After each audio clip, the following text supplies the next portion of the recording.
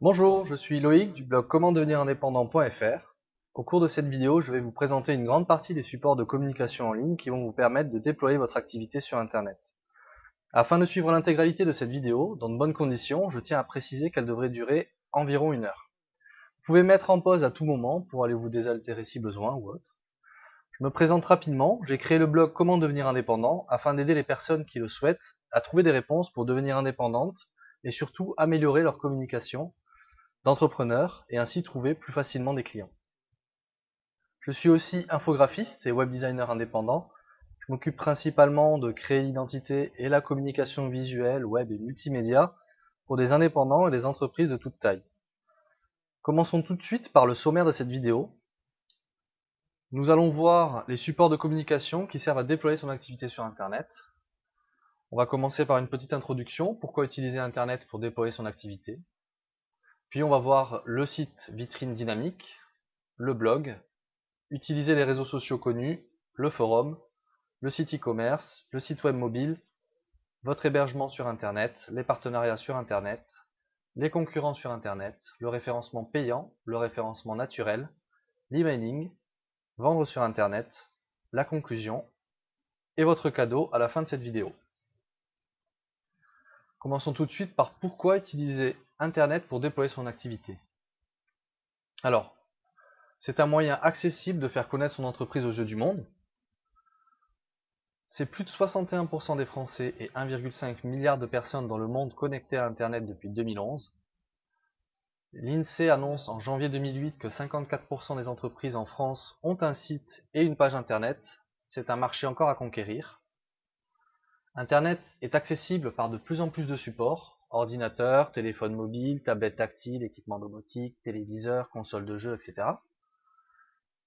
Les opérateurs Internet déploient constamment leur réseau dans le but de couvrir l'intégralité du territoire français. Donc Internet, c'est vraiment le moyen le plus utilisé à l'heure actuelle pour déployer son activité et disons que c'est le moyen le plus efficace vu la croissance de ce support. Maintenant, voyons les supports que l'on a à l'intérieur d'Internet. Alors, on va commencer par le site vitrine dynamique. Alors, le site vitrine dynamique, qu'est-ce qu'un site vitrine déjà? Alors, un site vitrine permet de présenter son entreprise, produits, services, localisation, historique, documentation, actualité, etc. Pourquoi avoir un site vitrine? Alors, pour créer sa vitrine virtuelle de produits ou de services, visible par tout le monde, pour simplifier la prise de contact avec de nouveaux clients, pour permettre aux personnes de comparer vos produits et services avec vos concurrents sur Internet, trouver de nouveaux partenaires ou collaborateurs, annoncer en direct vos nouvelles. C'est un moyen de montrer le sérieux de votre entreprise. Dynamique, qu'est-ce que c'est? Parce qu'on parle de site vitrine et on parle de site vitrine dynamique. Donc là, je reviens sur dynamique, qu'est-ce que c'est? Un site peut être composé de pages dynamiques. Les pages sont générées à la demande, contrairement à une page statique. Ce qui veut dire qu'on peut générer les pages au fur et à mesure qu'on les crée, en passant par exemple par un gestionnaire de contenu. On va créer des pages simplement en mettant à jour le contenu. On n'aura pas besoin de recréer toute l'intégralité du code, comme c'est le cas pour une page statique. Ensuite, le contenu varie en fonction du temps ou de l'utilisateur. Donc on a par exemple un contenu qui peut varier en fonction de l'heure, en fonction du nom de l'utilisateur. Donc là on peut changer le nom de l'utilisateur, on peut afficher son nom, on peut mettre un formulaire de contact, donc permettre à l'utilisateur d'envoyer directement des informations via un formulaire. Afficher des informations personnalisées, donc on peut lui écrire si c'est sa date anniversaire d'une certaine manière sur le site. On peut afficher aussi des messages personnalisés si cet utilisateur est enregistré ou pas sur le site. Donc tout ça, c'est le côté dynamique en fait, qui n'est pas le cas dans un site vitrine standard. Il faut vraiment que ce site soit dynamique. Alors quels sont les avantages d'un site vitrine dynamique? Ajouter un moyen de communication indispensable pour son entreprise face à la concurrence d'aujourd'hui. Présenter ses services ou produits au monde grâce à Internet, évidemment. Gérer son contenu pour créer de nouvelles pages ou mettre à jour son contenu facilement. Ça, c'est le côté dynamique qui permet ça. Disposer d'un large choix de présentation de vos produits ou services par le biais de sites. Donc là, grâce à un site, vous pouvez montrer du texte, de l'image, de l'audio, de la vidéo, des animations. Vous pouvez mettre en place des jeux ludiques, des jeux concours, etc. Quels sont les inconvénients majeurs d'un site vitrine dynamique? Je laisse ouvert ça pour que vous puissiez relire derrière. Quels sont les inconvénients majeurs d'un site vitrine dynamique? Pas de vente de produits ou de services directement en ligne. Donc ça, on verra ça, c'est la différence entre un site vitrine dynamique et un site e-commerce. C'est la vente directement en ligne, donc ça on va le voir après. Peu d'interaction avec les visiteurs. La nécessité de faire vivre en mettant à jour son contenu si l'on souhaite en tirer des avantages, que ce soit pour être positionné sur des moteurs de recherche ou pour susciter l'intérêt des visiteurs. Donc là, le site vitrine dynamique, on est obligé de le faire vivre, sinon il servira pas à grand chose à part simplement à montrer ce que vous faites. Mais si vous ne le faites pas vivre, vous allez avoir du mal à être visible pour les moteurs de recherche parce que un site qui n'est pas actualisé est un site qui meurt, et donc c'est un site qui est moins bien positionné. Donc là, heureusement, avec l'aspect dynamique, on peut éviter ce genre de problème.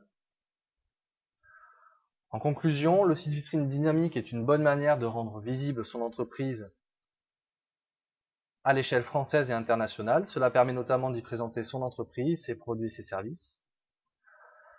Quel est le coût moyen pour la création d'un site vitrine dynamique professionnel? Alors généralement, c'est entre 1000 et 3000 euros. Il faut compter environ 50 euros par an pour disposer d'un hébergement privé sur lequel vous aurez le contrôle total de votre site et un nom de domaine. Je recommande OVH chez One and One pour la simplicité de leur service. Le prix d'un site vitrine dynamique dépendra de plusieurs facteurs. Donc là, je parlais de entre 1000 et 3000 euros. Tout va dépendre de plusieurs facteurs. D'abord, le nombre de pages que vous avez, la personnalisation du design et le travail sur l'ergonomie. L'ergonomie, c'est la façon dont le site va être mis en forme, mis en page, mis en couleur et mis en avant pour vendre le produit. Et puis pour la simplicité de navigation pour l'internet. Ensuite, il y a l'optimisation du site pour les moteurs de recherche qui va aussi jouer sur un prix différent. Il y a l'utilisation d'un gestionnaire de contenu de type open source, c'est-à-dire libre de droit ou sur mesure. Il y a par exemple la mise en place d'un formulaire de contact, d'une galerie ou de lecteur de vidéos, galerie d'images donc, galerie ou animation flash, qui sont des types d'animations que vous pouvez mettre en place, qui sont souvent des animations qui sont mises sur ce type d'animation, on va dire que ce sont des animations qui sont en plus d'être animées, sur lesquelles il est possible de mettre en place de l'interaction. C'est aussi l'avantage du flash. Le système de newsletter, etc. Donc voilà, il y a plein de fonctionnalités, plein d'éléments qui vont être mis en place et qui vont faire que votre site va plutôt se situer dans un ordre de prix qui sera vers les 1000 euros ou vers les 3000 euros en général. Donc tout va dépendre de ça. Mais attention, on va revenir ici, attention, un site vitrine ne suffit pas pour être trouvé sur internet. Donc là, je ferme cet onglet. Voici les principaux moyens qui vous permettront, qui permettront à votre site d'être trouvé sur internet. Il y a le référencement naturel, le référencement payant et le référencement social. Ça, ce sont les trois principaux moyens qui vous permettent de rendre visible votre site sur internet. Donc, tout ça, là on va voir le référencement naturel et le référencement payant à la suite de cette vidéo. Si vous n'utilisez aucun de ces moyens, votre site sera consulté principalement par votre communication hors internet. Ça, il faut le savoir. Donc ne faites pas un site si vous n'avez ni référencement naturel, ni référencement payant, ni référencement social. Et surtout pas si vous n'avez aucune communication hors internet, ça servira à rien. Voilà. Donc voilà pour le site dynamique. On va voir le blog maintenant. Alors qu'est-ce qu'un blog? Souvent comparé à une version numérique du journal, le blog permet principalement à un ou plusieurs auteurs de publier des pages contenant des articles. Il permet d'interagir avec les visiteurs en leur donnant la possibilité de laisser des commentaires, de poser des questions ou de débattre de l'article. Pourquoi un blog? Établir le contact direct et nouer une relation avec vos visiteurs, mieux gérer la réputation de son entreprise sur Internet, diffuser de l'information, analyser les besoins de vos clients et de vos futurs clients, annoncer en direct vos nouvelles, améliorer plus facilement que pour un site Internet son positionnement sur Internet par la création de nouveaux articles et grâce au système de commentaires propre au blog, établir une communauté autour de son entreprise. Installer son blog gratuitement. Oui, c'est faisable, c'est possible. Je recommande d'utiliser le gestionnaire de contenu WordPress, qui est gratuit, régulièrement mis à jour et reconnu comme le meilleur gestionnaire de blog par des milliers de blogueurs professionnels dans le monde. Personnellement, c'est celui que j'utilise aussi pour mon blog. Alors, je peux vous montrer rapidement ce que c'est qu'un blog. Je vous amène dessus tout de suite. En même temps, on va voir comme ça ce qu'est un site vitrine dynamique.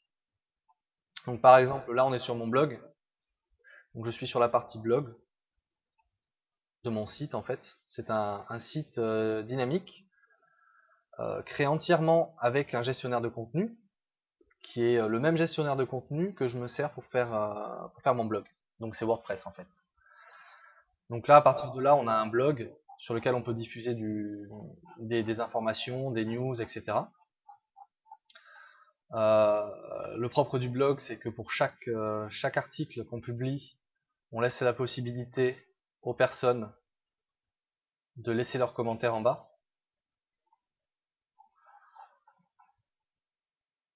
Ensuite, si on regarde par rapport à un site dynamique, donc là, si je reviens à l'accueil, donc ici un site dynamique, on n'a pas le système de commentaires, on a simplement une page, on présente ce qu'on fait. On a une page, par exemple, si je mets la page web, là je vais présenter ce que je fais par rapport à mon entreprise pour le web. Voilà. Donc là il y a divers petits résumés avec divers vignettes. Bon, moi j'ai mis en place mon site dynamique qui est relié à mon blog. Donc en fait, quand on clique, ça part sur le blog. Donc ça me permet d'en même temps avoir des commentaires sur chacun de mes projets. Donc c'est très très intéressant pour moi.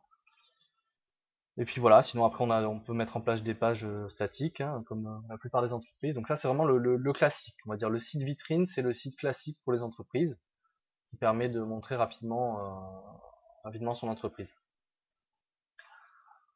Le côté dynamique va vous permettre de mettre à jour tout votre contenu de façon simple sans avoir à toucher au code par un gestionnaire de contenu.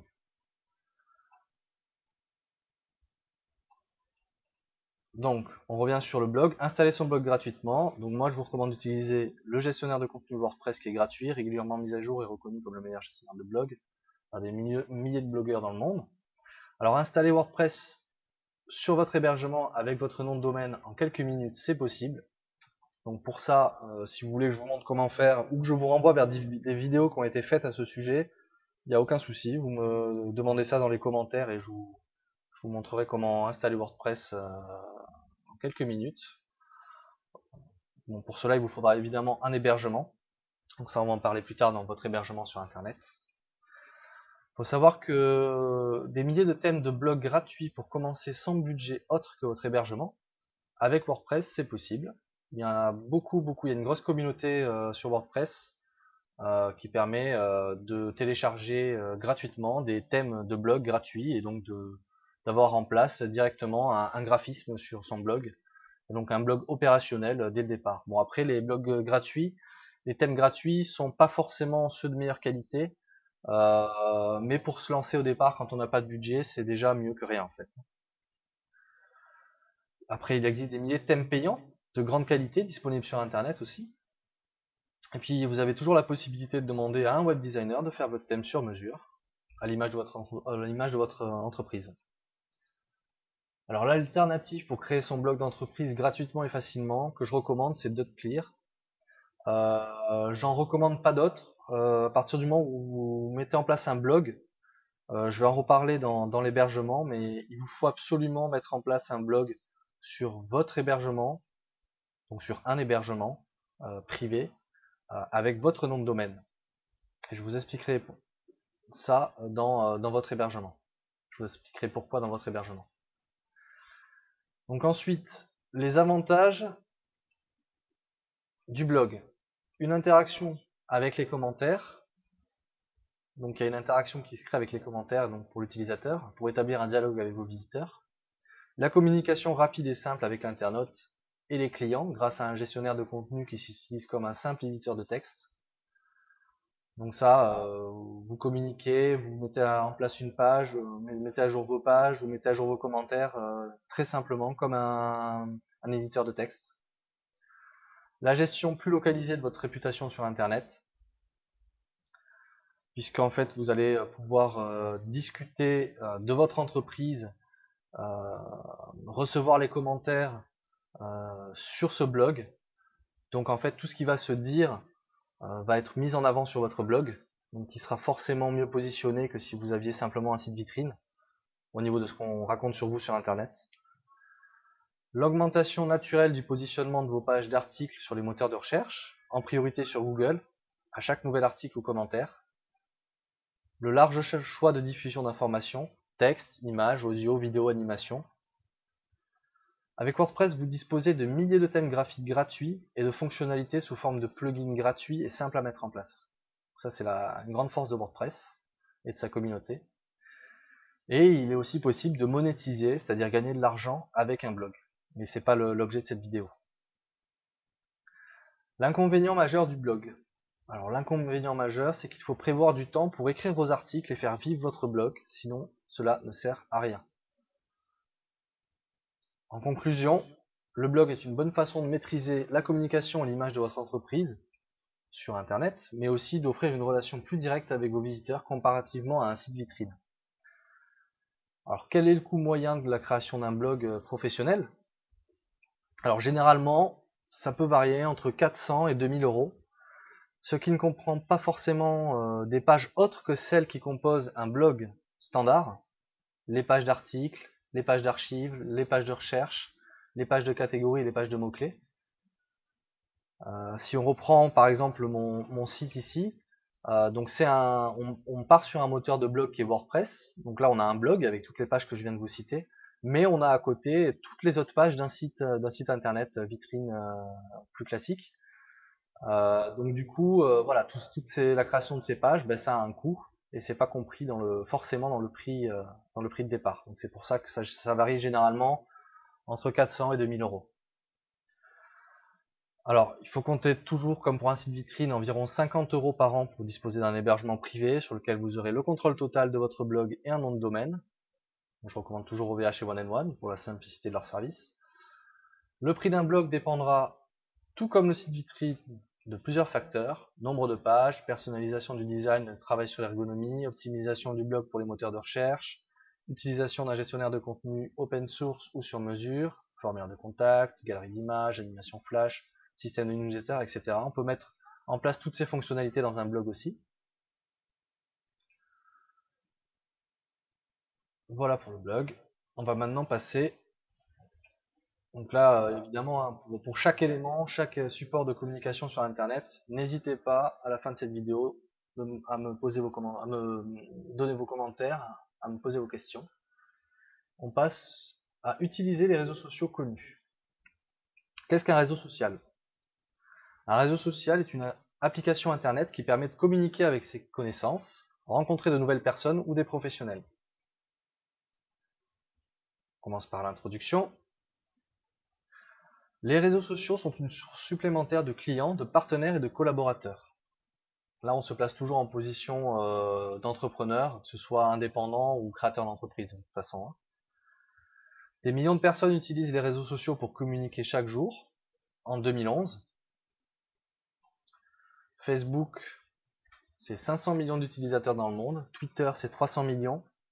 LinkedIn, c'est 100 millions. Viadeo, c'est 30 millions. Et MySpace, c'est 165 millions. Les entreprises proposent même leurs services pour communiquer à votre place sur les réseaux sociaux. Ça, il faut le savoir, c'est toujours possible. Donc qu'est-ce que c'est? Là, je vais vous présenter rapidement les principaux réseaux sociaux les plus connus pour vous dire un petit peu leurs caractéristiques. Donc Facebook. Créez en plus de votre page de profil, donc vous pouvez créer une page de profil, une page pour votre entreprise et communiquer par un mur virtuel de discussion. Donc c'est le principe de Facebook en fait, le mur virtuel de discussion sur lequel on va communiquer régulièrement, que ce soit de façon personnelle, comme vous devez très certainement le connaître, puisque vous êtes peut-être déjà sur Facebook, mais on peut aussi créer une page d'entreprise et communiquer de la même façon.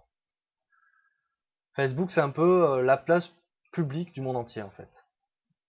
La particularité de Facebook est de s'informer de ce que font vos amis, votre famille, vos concurrents, vos collaborateurs, quelle que soit leur distance. C'est un réseau social plutôt généraliste. Maintenant, on va voir Twitter. Twitter, c'est une page de profil avec un mur de discussion, un peu comme Facebook, à votre disposition. C'est aussi un bon moyen pour diffuser des informations fraîches qui seront rapidement relayées par votre communauté aux personnes qui les suivent et ainsi de suite. La particularité de Twitter est une publication limitée à 140 caractères. Donc là, on ne publie pas autre chose que 140 caractères. Il y a des petites fonctionnalités qui se sont ajoutées avec le temps, où on peut publier éventuellement une image ou un lien vers une vidéo, même la voir.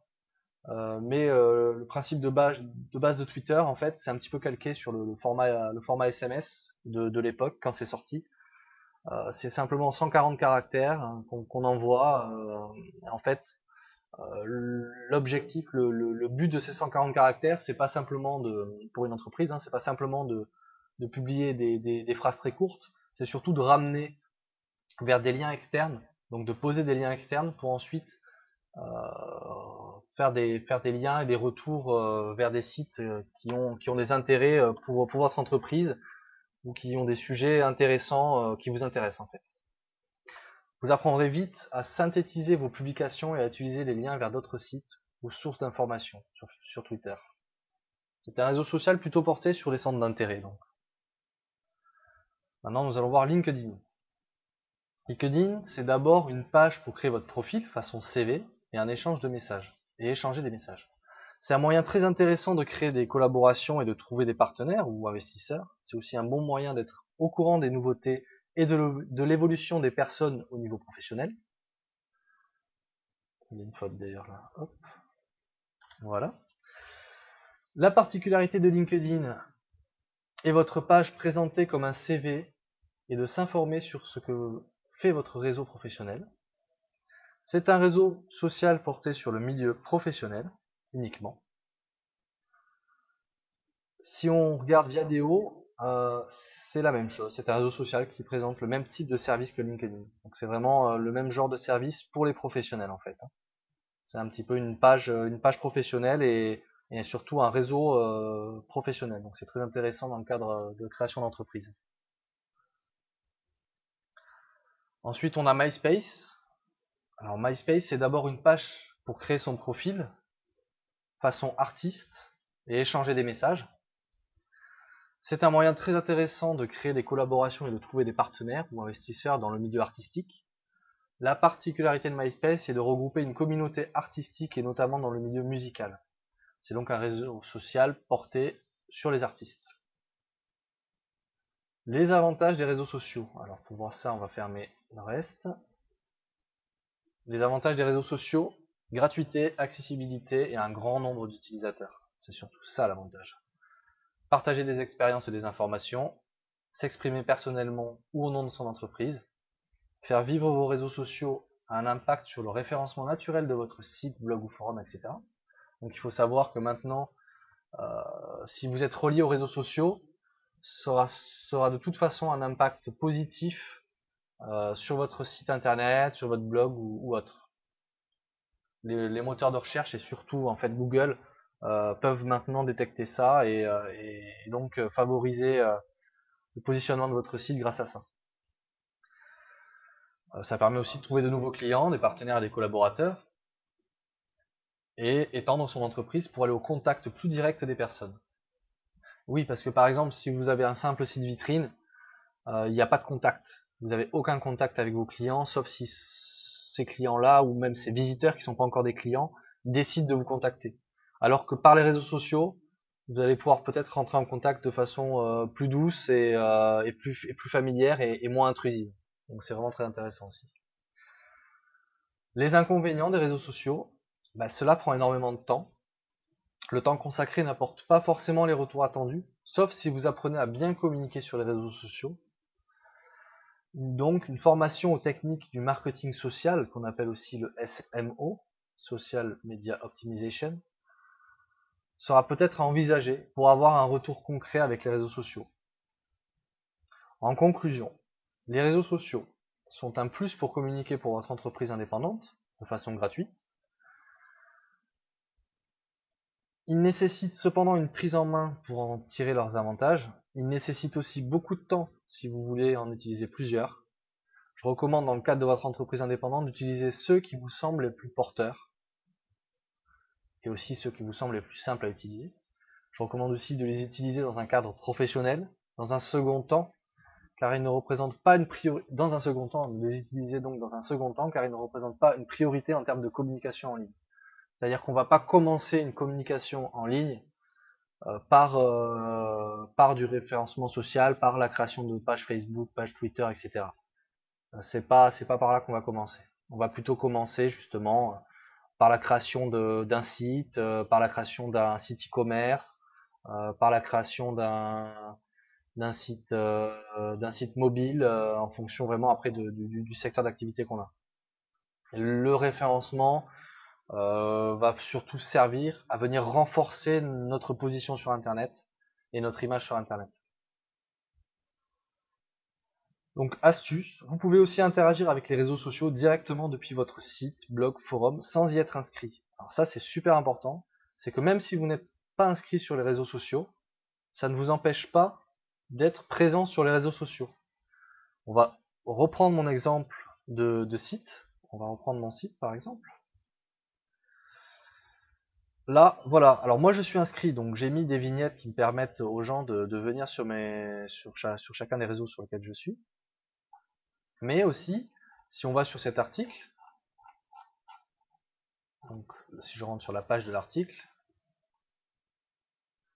vous allez constater qu'en fait en bas j'ai mis en place des petits boutons, des liens, même en haut de page, des liens vers les réseaux sociaux. Alors ici par exemple il y a un lien qui donne un +1 sur Google, Google+.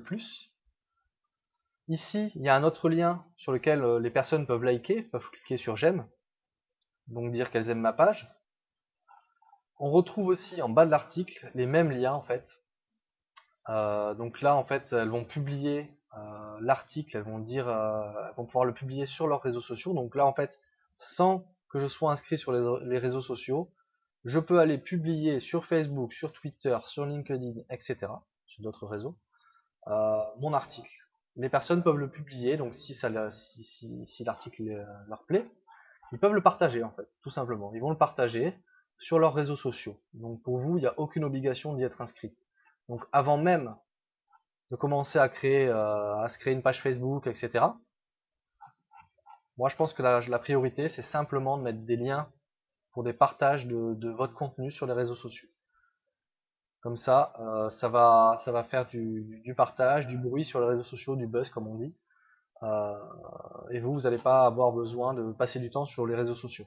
Donc ça c'est la première chose à mettre en place en plus dans un site ou dans un blog ou dans n'importe quel support de communication dans lequel c'est possible.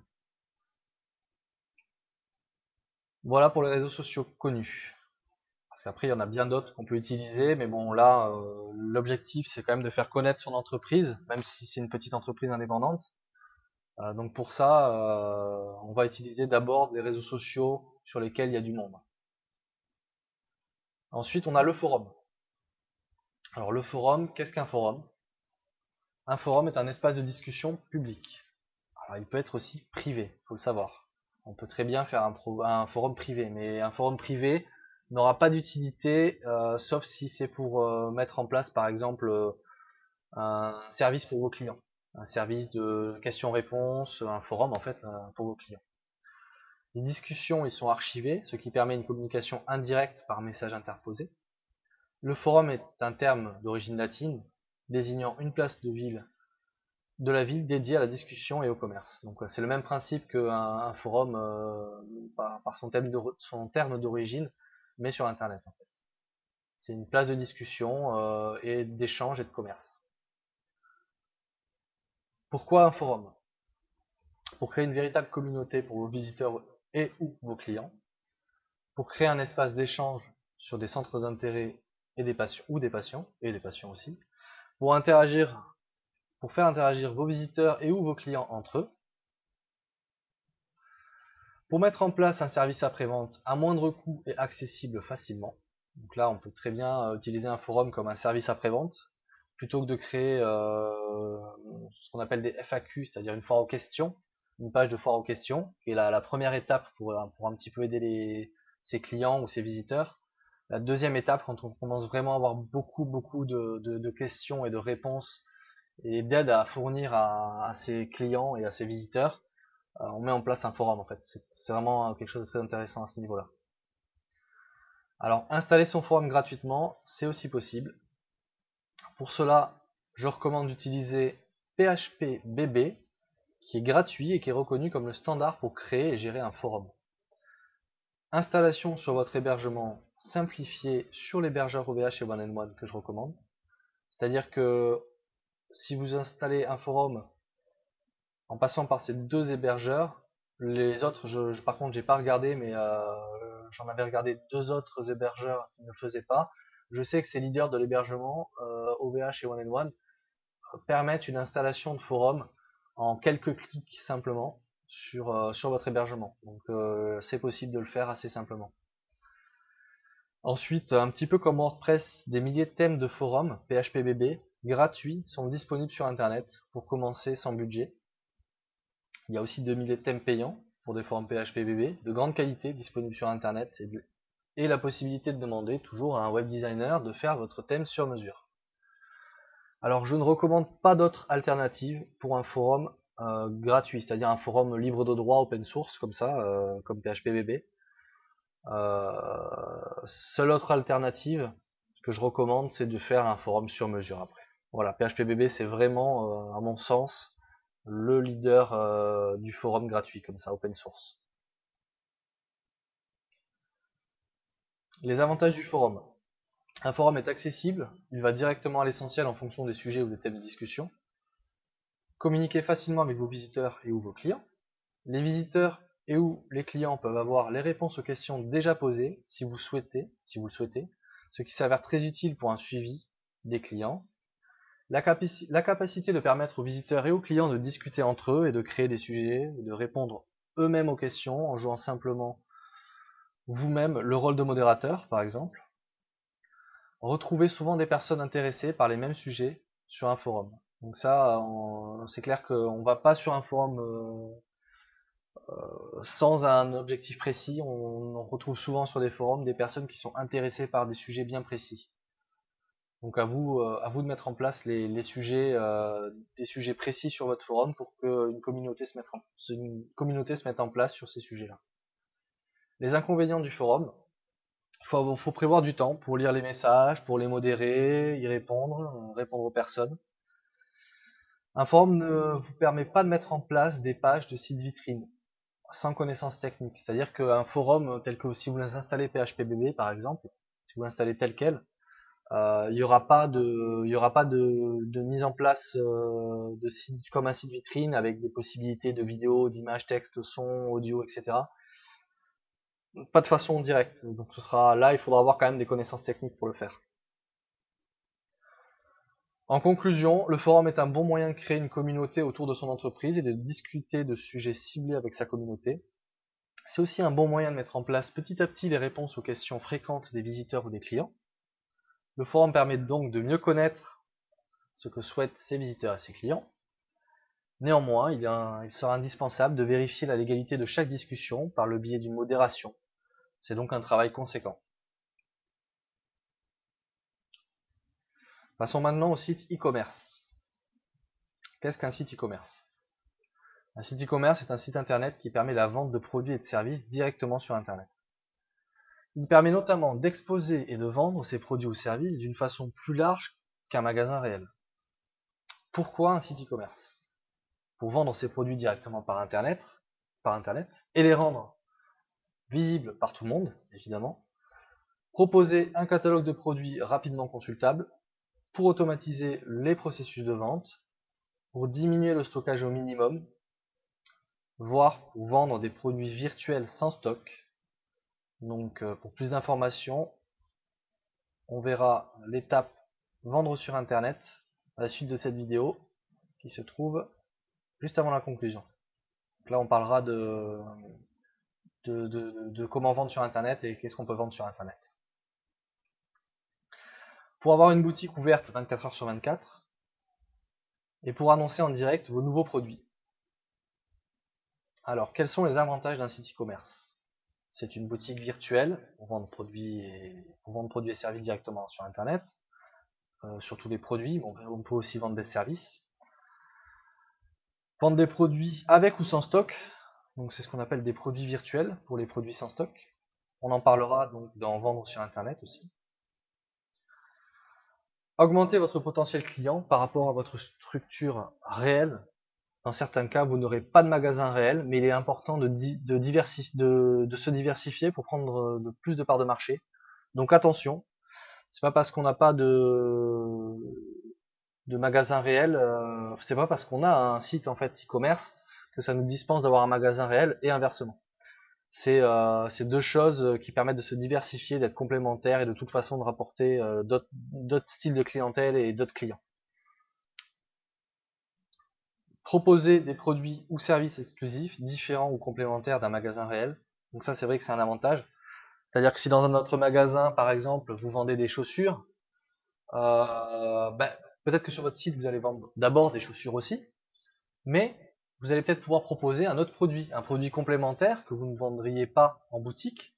Par exemple, un magazine qui explique, ou pas un magazine, mais un petit livre, un petit livret, même si c'est pas pour le vendre, même si c'est pour le donner gratuitement en ligne, qui va expliquer à vos clients comment nettoyer vos chaussures, comment les entretenir, etc. Donc tout ça, c'est quelque chose, ce sont des produits ou des services exclusifs que vous pouvez mettre en place sur Internet, qui seront accessibles pour tout le monde et de façon soit gratuite, soit payante en fonction de l'information ou du type de produit ou de service supplémentaire que vous voulez offrir.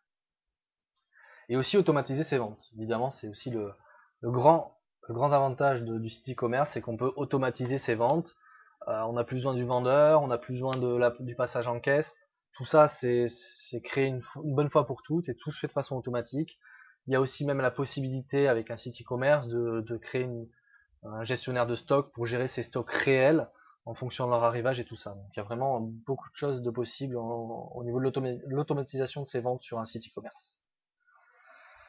Quels sont les inconvénients majeurs d'un site e-commerce? Justement, ça nécessite une stratégie marketing adaptée au modèle e-commerce. Donc, étude de marché spécifique sur Internet, test du processus de vente du site, gestion des stocks pour produits physiques, campagne publicitaire pour les nouveaux produits, gestion de mode de paiement, création de foires aux questions, etc. En conclusion, le site e-commerce est le moyen le plus répandu pour vendre ses produits ou services 24 heures sur 24, contrairement à un magasin réel. Néanmoins, comme tout site internet, il faut le mettre en place avec soin et avoir une stratégie de communication marketing pour attirer des clients et réaliser des ventes en ligne.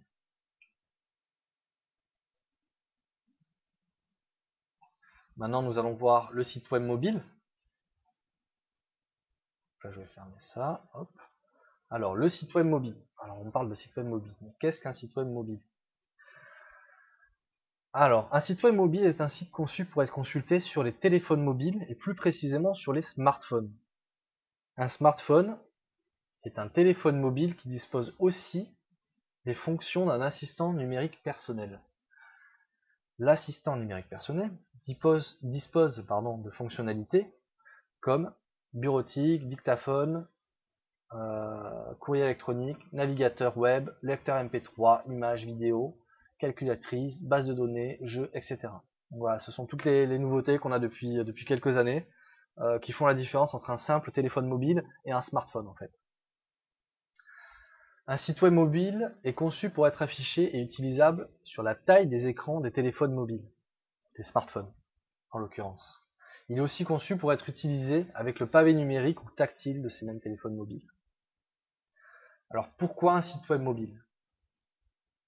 Pour offrir un site internet simple et adapté au support de téléphone mobile pour vos clients, pour toucher un marché florissant grâce à une évolution majeure des smartphones et de leur navigateur, pour ajouter un outil de communication qui devrait atteindre 3,4 milliards de personnes en 2015, pour offrir des possibilités de géolocalisation pour votre activité à portée de main des utilisateurs de leur téléphone mobile. Alors ça c'est vraiment super intéressant, par exemple pour les restaurants, c'est quelque chose indispensable à mon sens pour les restaurants.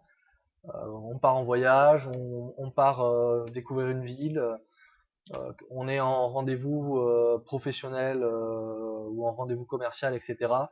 On veut aller au resto, hop, il s'avère qu'on a juste à chercher sur notre mobile et là on tombe sur un site web mobile bien optimisé, bien fait, qui nous amène directement à l'essentiel.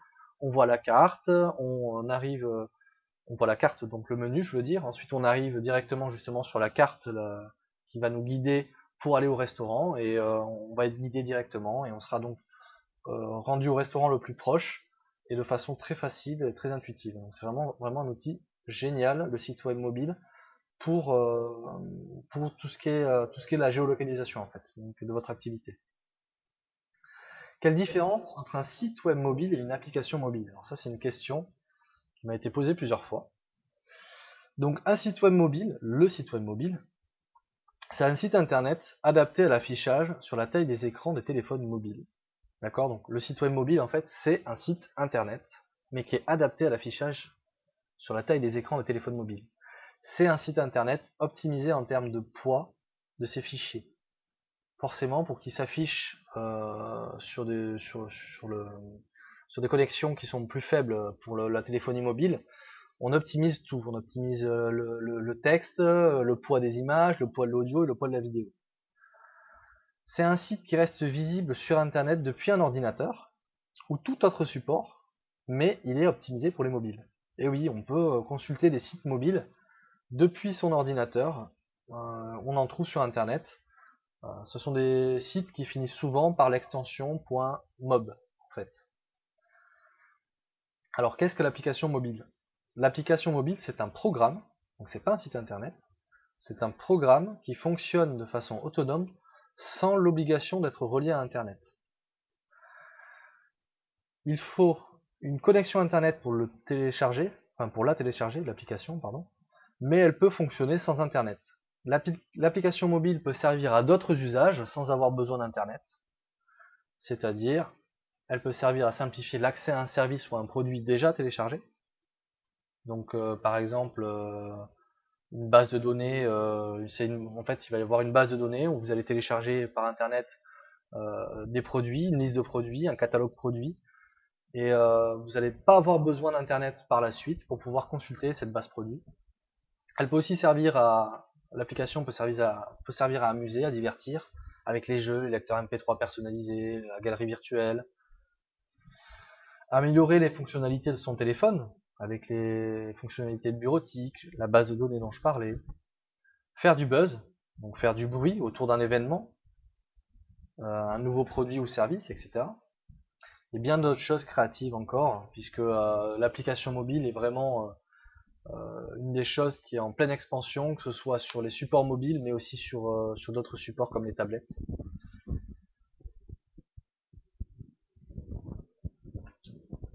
Donc en savoir plus sur le site web mobile. Alors moi, pour en savoir plus sur le site web mobile, puisque on pourrait vraiment en parler pendant des heures, là je vais vous parler simplement du côté design et technique. Voici quelques informations.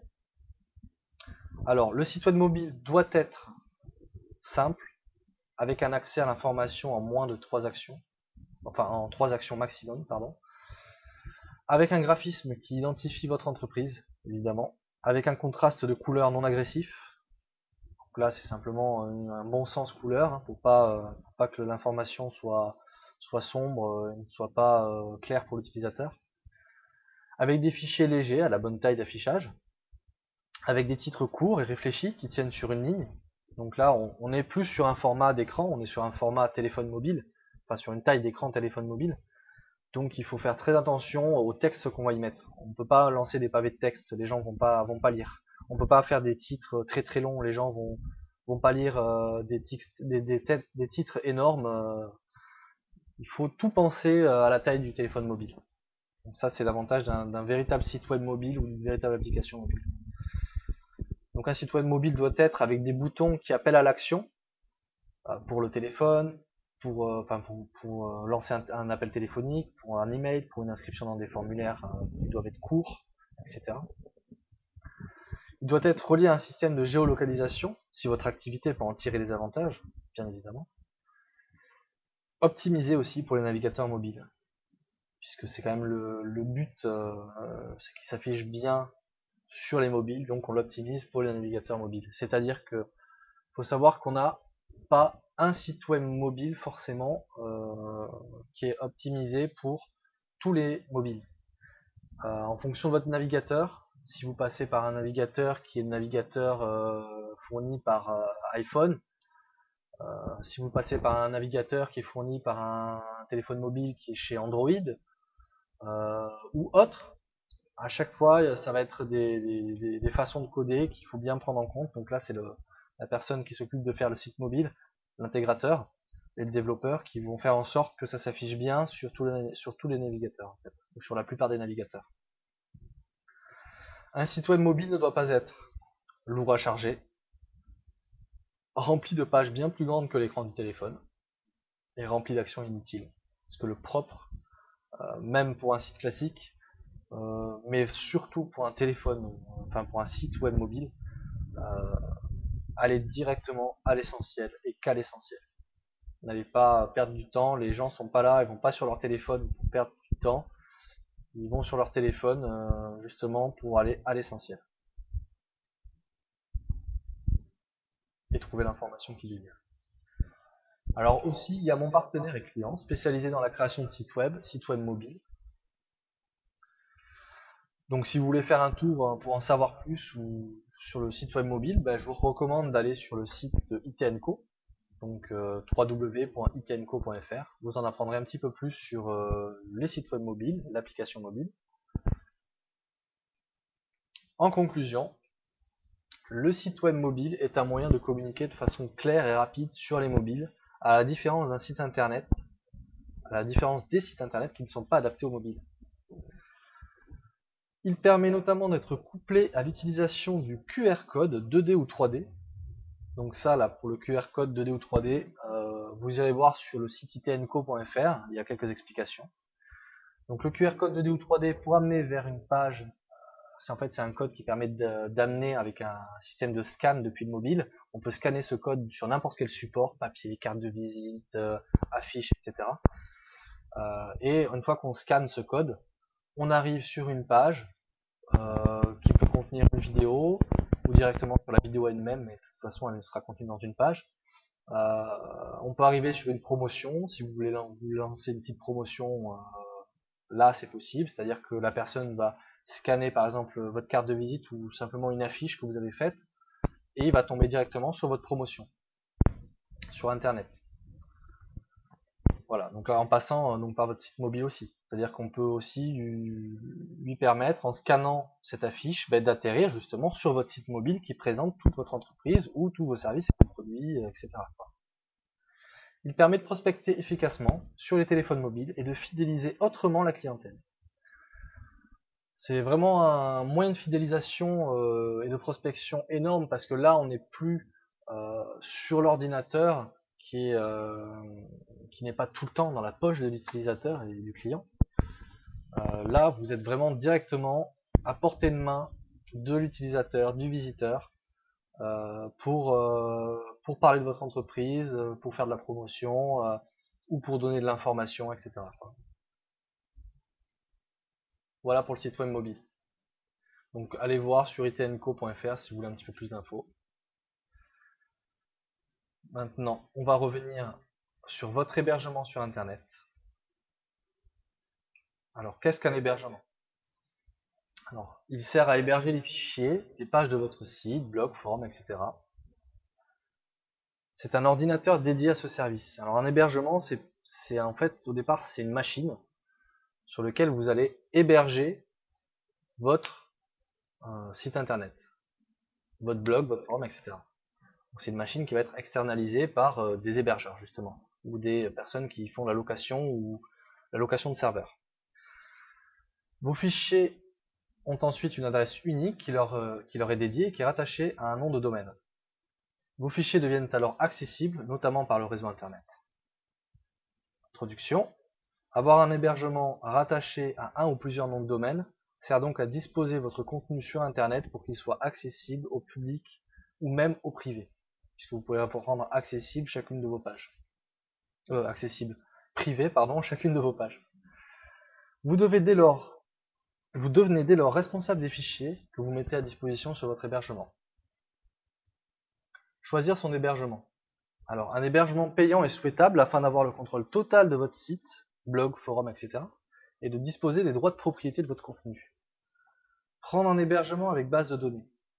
Alors, une base de données, c'est quoi? Une base de données est un groupe d'informations stockées dans un dispositif informatique. Une base de données permet de facilement manipuler le contenu et de stocker efficacement de grandes quantités d'informations. Normalement, votre nom de domaine sera fourni avec votre hébergement. Je recommande les hébergeurs toujours OVH et One&One pour la simplicité de leur service. Généralement, vous trouverez un hébergement de type professionnel avec un nom de domaine au moins de 50 € par an. Donc là, c'est toujours un rappel que je vous fais. Les problèmes des hébergements gratuits. Alors, voilà, moi je vous recommande du payant. Maintenant, je vais vous expliquer pourquoi je vous recommande du payant. C'est en vous expliquant les problèmes des hébergements gratuits. Alors, avec les hébergements gratuits, vous n'avez pas les droits de propriété de votre contenu. Il faut savoir que tout ce qui est hébergé de façon gratuite appartient à son propriétaire, c'est-à-dire à l'hébergeur. Il ne vous cède pas les droits. Vous trouvez de la publicité supplémentaire sur vos pages. Donc là, les 3/4 des hébergeurs gratuits, en fait, vous rajoutent une publicité, qu'elle soit un petit bandeau en haut de page ou une pop-up, qui va s'ouvrir à chaque fois qu'un internaute va arriver sur votre site. En plus, cette publicité, vous ne pouvez pas forcément la contrôler, c'est-à-dire qu'il peut y avoir de tout et de n'importe quoi sur votre site. Vous n'avez pas toujours de support personnel en cas de problème. Alors, souvent, sur les services gratuits, on a moins de support que sur les services payants, puisque c'est quand même une obligation dans le service payant et pas dans le gratuit. Et puis, si vous avez vraiment un problème avec votre hébergement, avant d'avoir une réponse de l'hébergeur, et si c'est vraiment un problème technique important, ça peut devenir très très très long avec de l'hébergement gratuit. Vous devrez payer en supplément votre nom de domaine pour qu'il soit personnel, donc avoir un nom de domaine personnalisé, et le rediriger vers votre hébergement. Alors que si vous prenez directement un hébergement payant, vous aurez le nom de domaine qui sera rattaché directement. Vous n'aurez pas forcément de base de données à disposition, ou leur capacité pourra être très limitée. Donc il y a deux choses à savoir sur la base de données qui sont très importantes. Déjà, c'est que leur capacité est de toute façon limitée. Donc on peut avoir des bases de données qui sont vraiment minuscules sur de l'hébergement gratuit, donc très rapidement remplies. Mais aussi on a les bases de données disposent et surtout les serveurs qui vous hébergent disposent de mémoire cache en fait pour cette base de données, pour la faire tourner.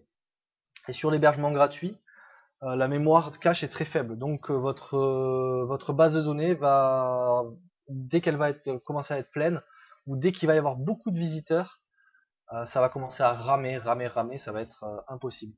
Avec du payant aussi, il faut faire attention, si vous avez vraiment beaucoup de visiteurs, vous risquez de ramer.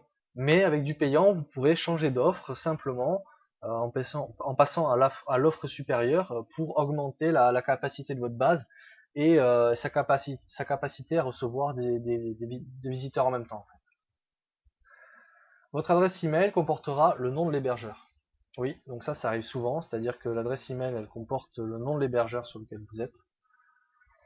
Donc c'est pas forcément très intéressant, surtout si vous êtes professionnel, ça fait vraiment pas professionnel. La capacité de vos visiteurs sur votre site en simultané sera limitée, donc c'est ce dont je vous parlais comme pour la base de données. C'est-à-dire que sur un hébergement gratuit, vous avez une capacité encore plus réduite du nombre de personnes que vous pouvez avoir en simultané sur votre site, votre blog ou votre forum, etc.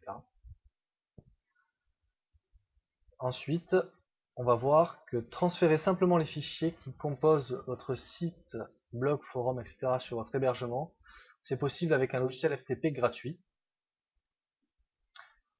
Donc en fait, une fois qu'on veut mettre son site, son blog ou quoi que ce soit sur son hébergement, on peut passer par ce qu'on appelle un logiciel de FTP, de transfert en fait de fichiers, qui est gratuit. Donc moi je recommande FileZilla client, parce qu'il y a FileZilla serveur pour ceux qui accueillent qui font des transferts de fichiers directement sur les serveurs en tant que serveur.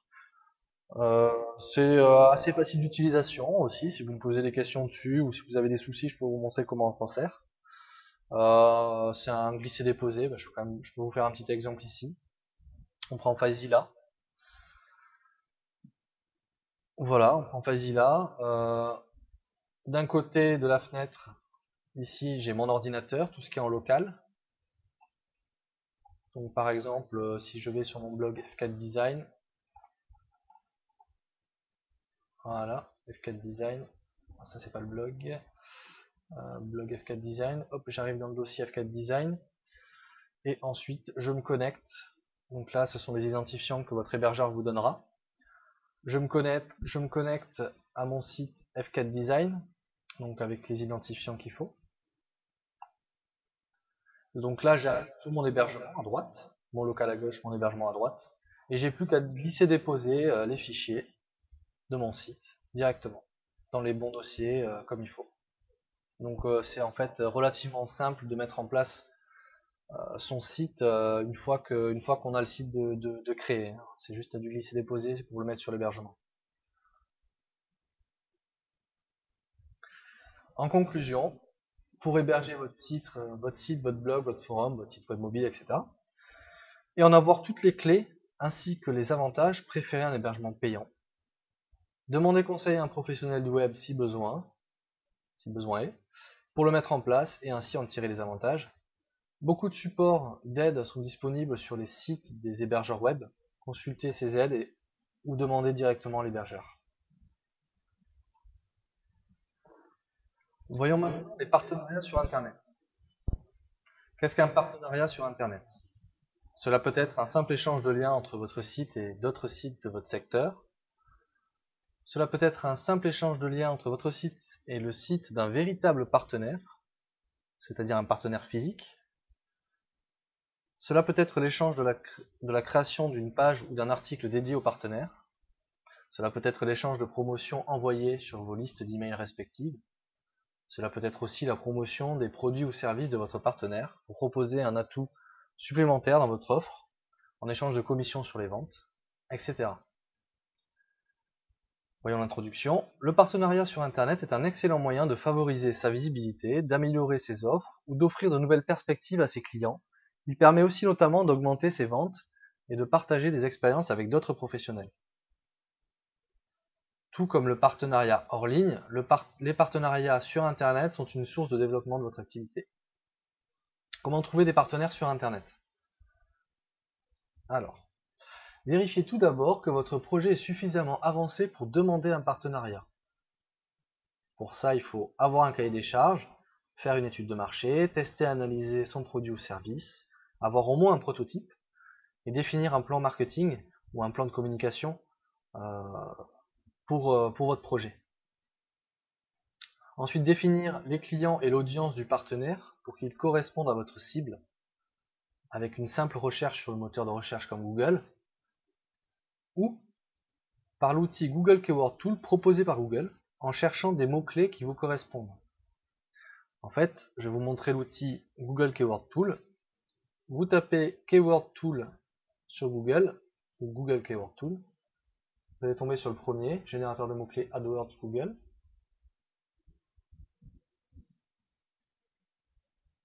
Ensuite, il vous suffit de saisir votre recherche, par exemple, chaussures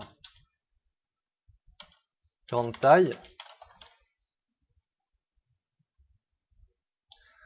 À partir de là, vous allez pouvoir analyser le nombre de recherches sur Google par mois dans le monde entier et cibler en France, en français. Vous pourrez aussi comparer avec des mots-clés, des idées de mots-clés qui s'y rapportent, et donc partir sur une recherche plus approfondie de votre secteur, en fait, de votre secteur d'activité, de votre produit, de votre service, de ce que recherchent les personnes, de ce que veulent vos clients, etc. Donc c'est vraiment un outil indispensable et qui permet de faire une petite étude de marché rapide, facile et gratuite. Vous pourrez aussi utiliser, par exemple, ici vous apprendrez peut-être à l'utiliser, ou je pourrais vous montrer ça. Vous pouvez utiliser l'expression exact ou les expressions, parce qu'il y a 3 types d'expressions, large, exact et expression. La large, en fait, ça veut dire que n'importe quel mot qui est contenu dans votre recherche sera en résultat. L'exact, avec un guillemet, si je relance ma recherche, là, c'est que les personnes ont tapé exactement ces 3 mots identiques. Donc là, on voit que la recherche est beaucoup plus restreinte, mensuellement. Et l'expression, c'est que ces 3 mots ont été tapés, pas forcément dans le même ordre, mais au moins ces 3 mots dans la même phrase. Donc là, on voit qu'il y a quand même beaucoup plus de recherche. Voilà, donc c'est les 3 façons de rechercher sur cet outil qui est vraiment indispensable pour faire des petites recherches, des petites études de marché.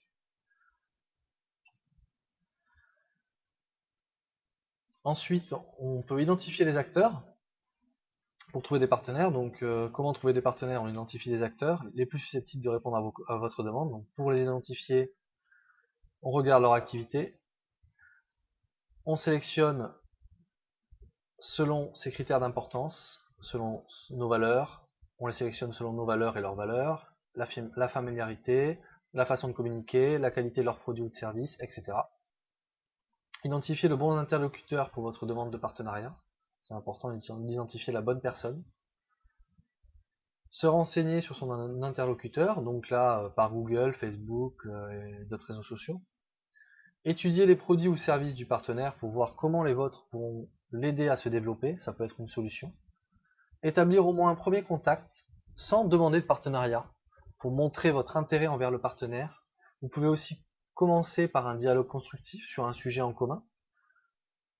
Donc ça peut se passer par le biais d'un blog, par le biais d'un site, par un échange de mails tout simple, sans forcément commencer directement et agressivement par une demande de partenariat. Une fois le contact établi et le dialogue engagé, vous pourrez proposer un partenariat en privé, donc par email, par message privé ou par téléphone. Et bien sûr, rester professionnel et prendre soin de votre partenaire. Votre partenaire, ça va être vraiment une arme pour vous déployer votre activité ou pour améliorer vos services ou vos produits. Et en conclusion, les partenariats sur Internet sont très importants donc pour développer votre activité et étendre votre réseau professionnel. Alors, on a vu les partenariats sur Internet, on va voir les concurrents sur Internet.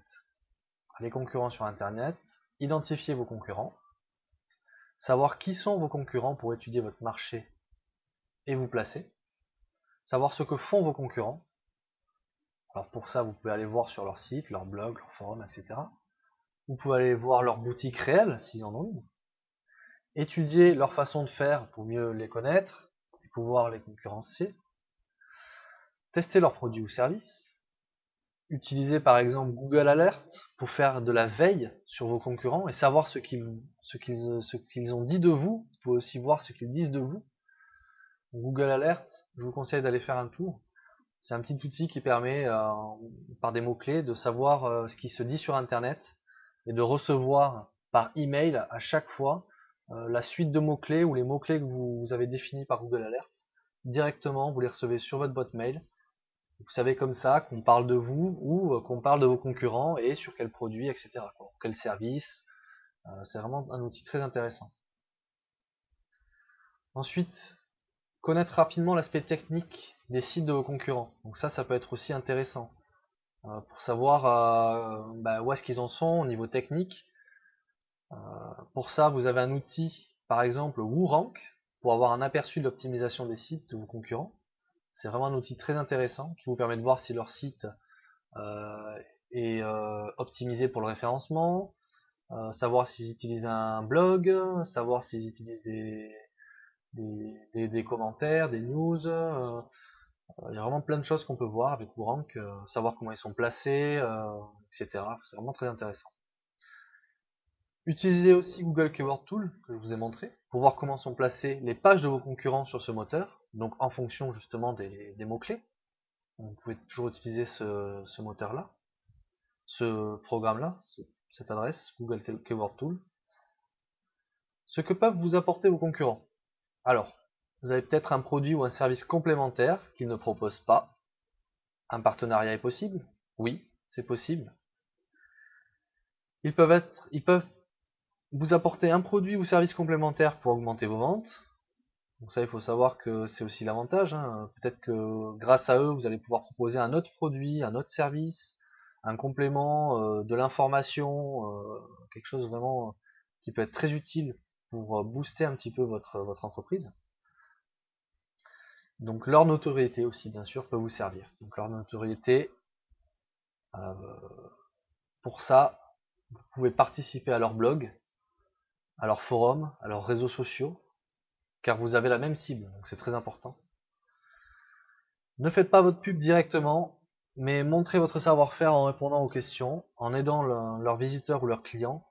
Cela engagera peut-être un partenariat, ou vous amènera des visiteurs intéressés par vos propos. Donc ça, c'est très intéressant aussi. Conclusion, la concurrence est le vecteur du développement des entreprises, qu'elles soient indépendantes ou non. La concurrence permet de mieux connaître votre marché, vos clients et leurs besoins. Ne voyez pas vos concurrents comme une menace, mais comme des partenaires potentiels pour votre développement ou comme des sources d'idées pour voir pour vos clients potentiels.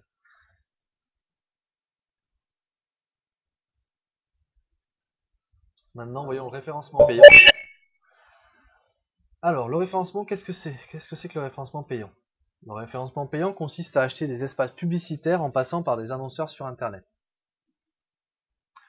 Le référencement payant consiste à acheter des liens sponsorisés, par exemple des mots-clés, créer des campagnes publicitaires sur Internet, annonces textuelles, bannières, emailing, habillage publicitaire de site,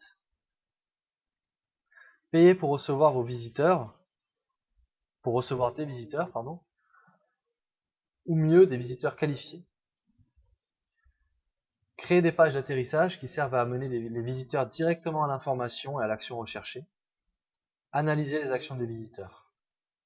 Pourquoi choisir le référencement payant?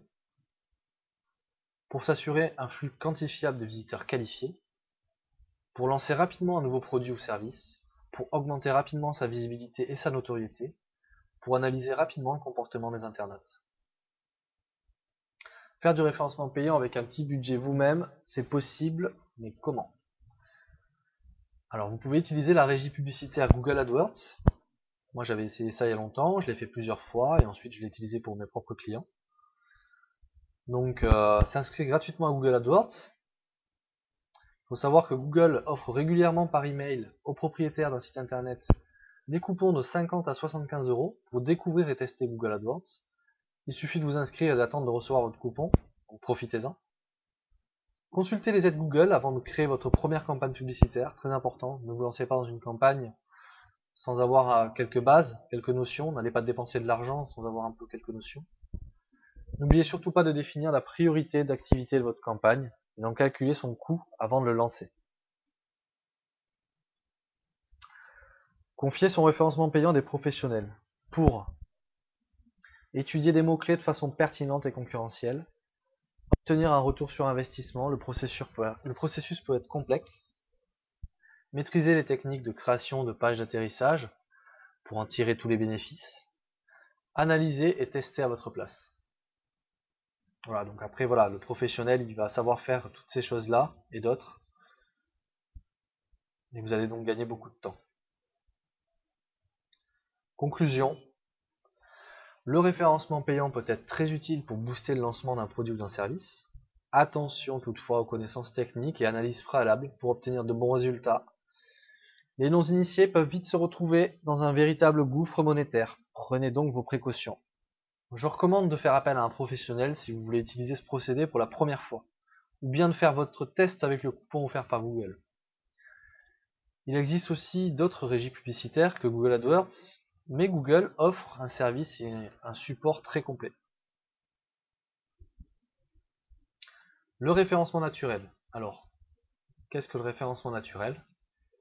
C'est un moyen de référencer et de positionner son entreprise par l'utilisation de diverses méthodes autres que l'achat d'espaces publicitaires, comme c'est le cas pour le référencement payant.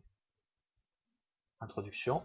Le référencement naturel consiste à optimiser chaque page de son site, blog, forum, etc. avec les bonnes pratiques de codage, s'inscrire auprès des annuaires, des moteurs de recherche pour être référencé, mettre en place des échanges de liens, géolocaliser son activité qui sera rattachée à son blog, forum, etc. Créer un plan du site pour que les utilisateurs se retrouvent sur votre site. Définir une stratégie de mots-clés pour positionner ces pages sur les moteurs de recherche. Analyser les mots-clés de la concurrence. Analyser les actions des visiteurs. Créer de nouvelles pages pour faire vivre son site. Rédiger des communiqués de presse en ligne, etc. Pourquoi choisir le référencement naturel? Pour positionner les pages de son site sur le long terme sur les moteurs de recherche et de façon naturelle en fonction des mots-clés. Pour que vos pages soient référencées une bonne fois pour toutes, même si vous ne payez pas pour cela. Vous gagnerez des visiteurs, même si cela décroît avec le temps ou la concurrence. Pour semer votre blé afin d'attendre la récolte sur Internet. Parce que petit à petit, avec le référencement naturel, vous allez positionner vos pages de plus en plus, et donc elles vont être visibles par de plus en plus de monde, et vous allez avoir de plus en plus de visiteurs. Et après, ça va faire un effet un petit peu crescendo comme ça. Plus vous travaillez sur votre référencement, plus vous avez de visiteurs, plus ça fait du buzz, et plus ça augmente. C'est vraiment l'intérêt du référencement naturel. Faire une partie de votre référencement naturel gratuitement vous-même, c'est possible, mais comment? Sur les annuaires, sur les blogs, sur les forums, sur les réseaux sociaux, sur votre propre site ou blog. Donc voilà, je vais vous montrer tout ça. Alors, déjà, on va commencer sur les annuaires. Utilisez quelques annuaires de qualité, plutôt que de s'inscrire sur tous les annuaires médiocres. Utilisez aussi des annuaires spécialisés dans votre secteur. Rédigez une description unique pour chaque annuaire.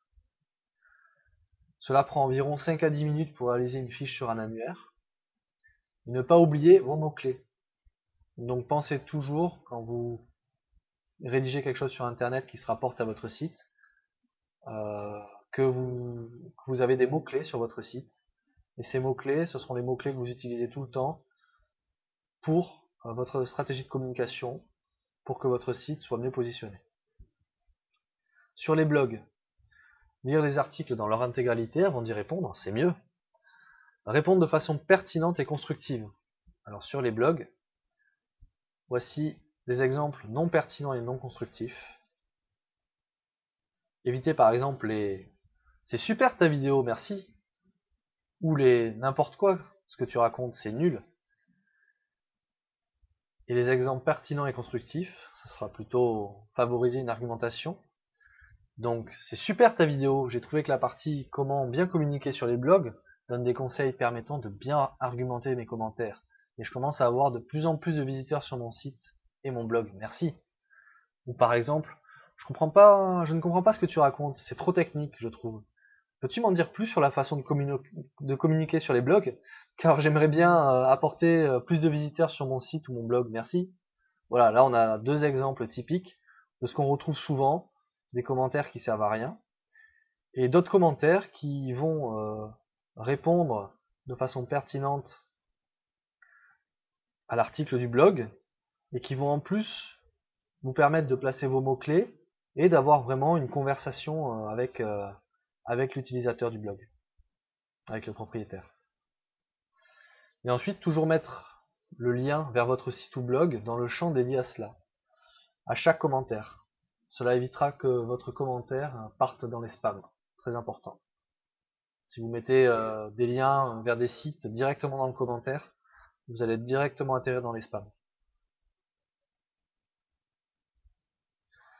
Ensuite, sur les forums, donc pour faire du référencement, tout comme pour les blogs, c'est la même chose. Donc on reprend, on évite d'écrire des réponses non pertinentes et non constructives. On lit bien les articles avant de répondre. Et puis on n'oublie pas de mettre un lien vers son site ou son blog, etc. Ensuite, sur les réseaux sociaux, publier des contenus différents de celui qu'il y a sur votre site ou votre blog. C'est quand même l'intérêt. On va pas faire un dupliqué de contenu, justement, qui va ne servir à rien et qui va plus nous pénaliser qu'autre chose. On va parler aussi peut-être de nouveaux sujets qu'on ne parlerait pas forcément sur notre site ou blog. On peut aussi parler de beaucoup de choses annexes. On peut parler de la concurrence, on peut promouvoir ses partenaires, on peut faire beaucoup d'autres choses sur les réseaux sociaux. Partager des liens, des pages d'autres sites ou blogs aussi qui traitent de votre sujet. Et participer aux commentaires des pages des communautés qui traitent de votre sujet. Et enfin, sur votre propre site ou blog, créer du nouveau contenu de qualité et pertinent pour l'utilisateur. Nouvelle page, nouvel article ou réponse aux commentaires, nouveau sujet de forum ou réponse au sujet.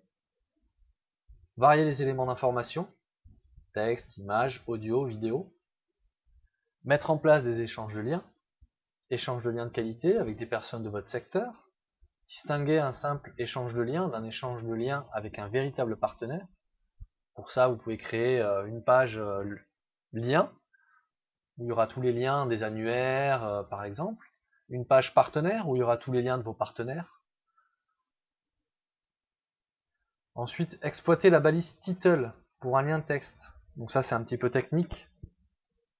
En fait, quand vous faites un lien de texte, vous pouvez mettre en place dans le code des balises et mettre de l'information supplémentaire. Donc dans ce genre de balises, on va pouvoir y mettre des mots-clés ou des expressions clés propres à votre site ou votre blog. Et identiquement, exploiter la balise alt pour un lien sur une image. Donc là, dans la même manière, on va pouvoir ajouter une balise alt dans le code d'une image pour mettre ces mots-clés pour définir ce que contient l'image. Donc ça donnera plus d'informations sur l'image. Du coup, l'image va être mieux référencée sur les moteurs de recherche. Attention, ce que vous publiez sera lu et interprété par vos visiteurs. Donc, mesurez vos propos.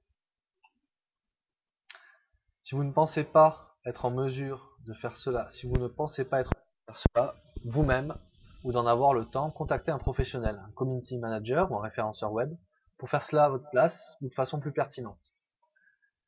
Néanmoins, c'est vrai que rien ne vaut l'intervention d'une personne qui souhaite mieux vous connaître son entreprise. Rien ne souhaite votre intervention, pour une personne qui souhaite mieux vous connaître ou connaître votre entreprise.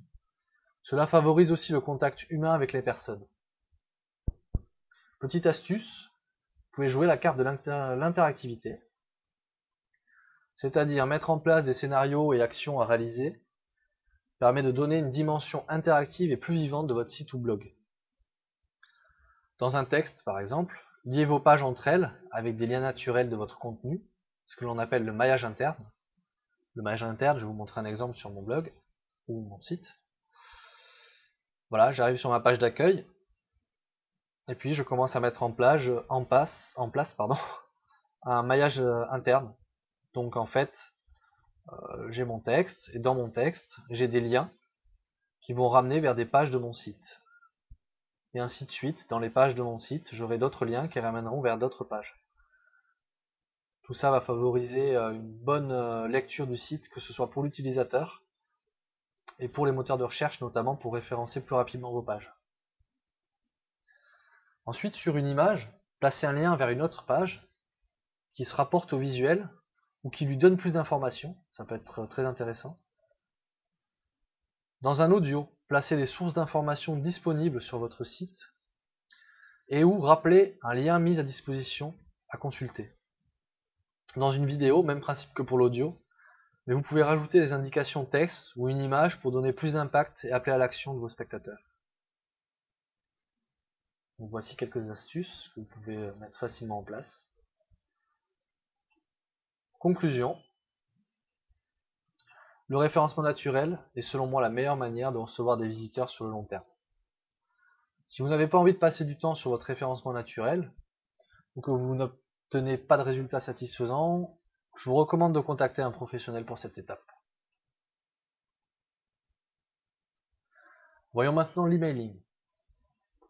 Qu'est-ce que l'emailing? L'emailing, c'est l'utilisation de courrier électronique comme support de communication commerciale. Pourquoi faire de l'emailing? Développer sa notoriété, trouver de nouveaux visiteurs qui deviendront potentiellement de nouveaux clients, fidéliser vos visiteurs et vos clients, étudier les besoins de vos visiteurs et de vos clients. Attention, l'emailing n'est pas du spam. À partir du moment où le visiteur ou et le client accepte de recevoir votre email. Donc le but de l'emailing, c'est pas de faire du spam, c'est d'avoir des visiteurs ou des clients qualifiés qui ont fait la démarche d'accepter vos emails. Là, à partir de là, vous pouvez leur envoyer des messages. Je vais revenir plus longuement sur la conclusion. Comment faire de l'emailing? Pour cela, il existe des méthodes légales. Par la création d'une liste, base de données, de personnes volontaires, justement. Avec un système de newsletter, avec un jeu concours, avec vos fans de réseaux sociaux, avec un simple questionnaire complété à la fin de votre présentation, ou qui accompagne votre produit, etc. En utilisant un système d'autorépondeur externe pour votre newsletter, pour constituer une liste de personnes intéressées et préparer vos mails de façon automatisée et manuelle. Donc là, si vous voulez en savoir un petit peu plus, moi je recommande d'aller voir SG Autorépondeur, qui est un service français avec beaucoup de support d'aide. Donc vous tapez SG Autorépondeur sur Google. Il y a aussi Aweber, qui est un service en anglais proposant beaucoup de modèles de newsletters prêts à l'emploi, mais qui peut s'avérer plus complexe à prendre en main. Donc là, vous verrez tout l'intérêt de l'autorépondeur. En faisant appel à des entreprises spécialisées qui proposent la création de campagnes publicitaires avec des campagnes d'emailing, si besoin est, comme First Affiliation, 128B, Message Business, il y en a d'autres. Pourquoi utiliser des services externes pour l'emailing? Donc principalement pour la délivrabilité de vos emails. Pardon. Alors, qu'est-ce que c'est la délivrabilité de vos emails? C'est la capacité que vos emails soient reçus sans être considérés comme des spams. Grâce à votre réputation, mais surtout à celle des serveurs qui vont envoyer vos emails. Pour cela, il existe plusieurs facteurs déterminants. Une adresse IP, une adresse machine IP fixe et donc identifiable. L'ancienneté sur Internet de la machine et donc de l'adresse IP. Le taux d'ouverture de vos emails. Le taux de clic de vos emails. La bonne construction au format texte ou HTML de vos emails pour être lisible sur un maximum de webmails. Le lien de désinscription à votre liste intégré dans chacun de vos emails. Un titre pertinent, un objet de message clair, une adresse email de réponse valide, etc. Donc il y a vraiment des facteurs déterminants qui vont faire que vos emails ne vont pas se retrouver dans les spams, en fait, tout simplement, quoi. Ensuite, passer par des professionnels reconnus vous assurera donc une meilleure délivrabilité. Néanmoins, vous aurez aussi votre part du travail à bien effectuer pour augmenter cette délivrabilité comme indiqué. En demandant au moins l'email, voire plus d'informations, pour pouvoir personnaliser votre message et qualifier vos offres. Donc ça, dans l'emailing, on peut demander simplement un email pour envoyer des offres. On peut aussi ajouter un prénom, un nom, un téléphone, une activité, une date anniversaire, etc.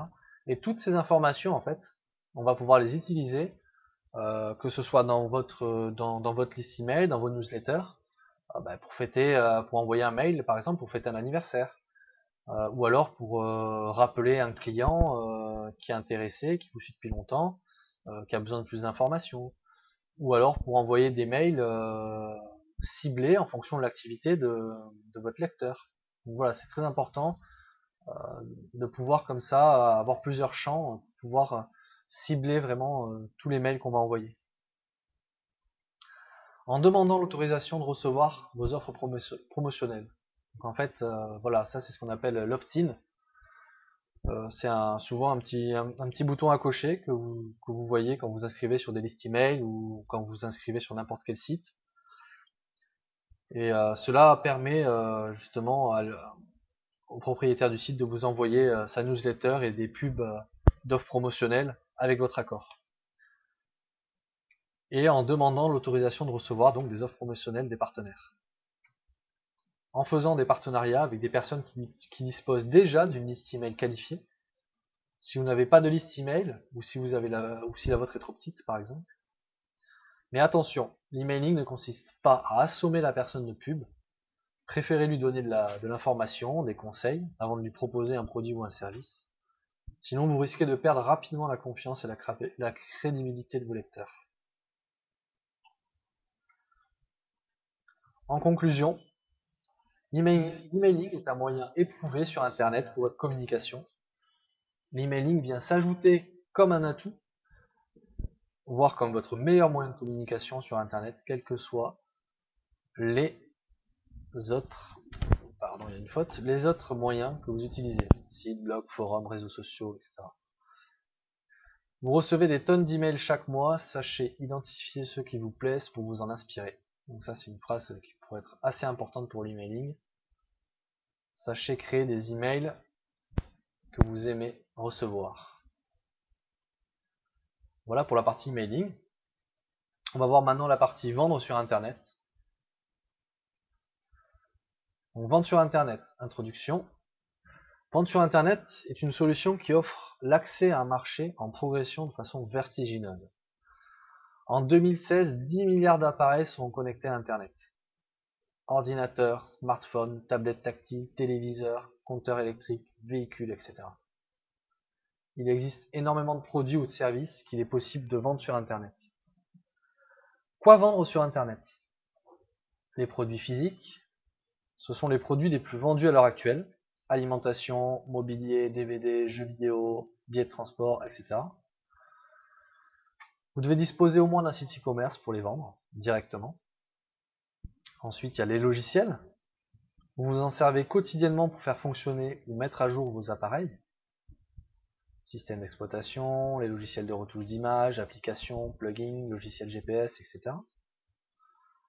Les produits d'information, la formation, les tutoriaux, les e-books, le coaching, le conseil.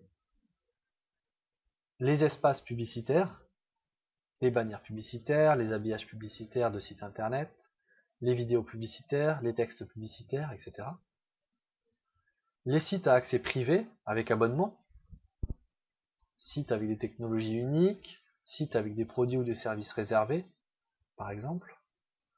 Les services web, les agences et indépendants de la création web, du référencement web, du web marketing, du développement web, etc. Voilà un petit peu un grand panel de tout ce que vous pouvez vendre sur Internet. Il y a aussi ce qu'on appelle l'affiliation. Donc l'affiliation sur Internet est un partenariat entre un producteur et un vendeur pour permettre à ce dernier de vendre des produits ou services qu'il n'a pas créés directement sur son site e-commerce, vitrine, blog, etc. et d'en tirer des commissions. Donc pour ça, on pourra en parler aussi si vous avez des questions. L'affiliation, c'est un autre moyen de faire de la vente sur Internet, sans avoir forcément de produits ou services justement. On arrive maintenant à la conclusion. Donc, les possibilités de déployer son activité sur Internet sont énormes. Pour débuter son activité en indépendant, à l'heure d'aujourd'hui, Internet est incontournable et offre bien plus qu'un complément à la communication plus traditionnelle. J'espère que la jungle d'Internet vous semblera plus familière maintenant, après avoir visionné cette petite vidéo.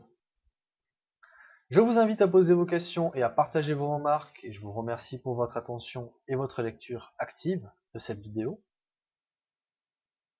Nous verrons dans la prochaine vidéo les supports de communication pour déployer son activité hors Internet.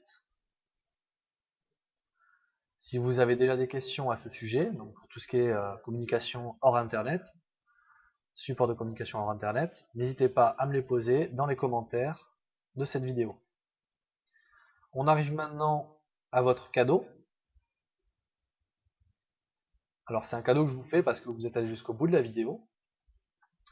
En fait, vous pouvez retrouver l'intégralité des informations de cette vidéo dans un livre électronique disponible en vous rendant sur la page privée suivante: http://www.comment-devenir-indépendant sans l'accent.fr/cadeau/vidéo/1. Une fois que vous allez arriver sur cette page, il vous suffit de taper le mot de passe de la page cadeau, cadeau 1 cool, et vous allez tomber donc sur l'intégralité des informations de cette vidéo dans un livre électronique au format PDF téléchargeable sur cette page. Je vous remercie encore et je vous dis à bientôt pour la nouvelle vidéo sur les supports de communication pour déployer son activité hors Internet. Et j'espère avoir vos commentaires pour pouvoir vous répondre directement depuis le blog comment-devenir-indépendant.fr. Merci.